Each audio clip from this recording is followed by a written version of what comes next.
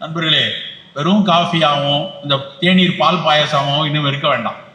நம்ம வீட்டில் டீ நம்ம எப்படி இருக்குன்னா, black tea, green tea, lemon tea, இல்லை நெல்லிக்காய் டீ, கரிசலாங்கண்ணி டீ, ஆவாரை டீ, அப்படி ஒரு ஃபங்க்ஷனல் பிவரேஜா, அதாவது ஃபங்க்ஷனல் ஃபுட்டுக்கும் ஒரு வித்தியாசம்.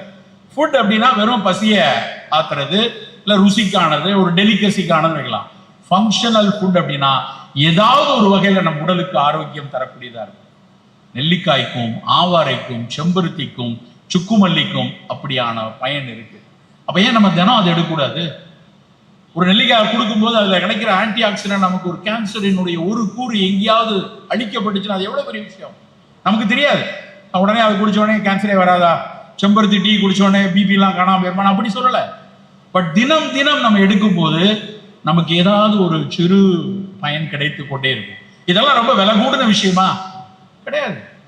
செம்பருத்தி பூ என்ன விலை இருக்க போகுது? நெல்லிக்காய்க்கு என்ன விலை? சுக்குமல்லிக்கு என்ன விலை? ஒன்றும் கிடையாது. நாம செலவழிக்கக்கூடிய மருத்துவமனைக்கு கொண்டு போய் கொட்டக்கூடிய பணத்துக்கு ஒரு பங்கு கூட இதுல வராது.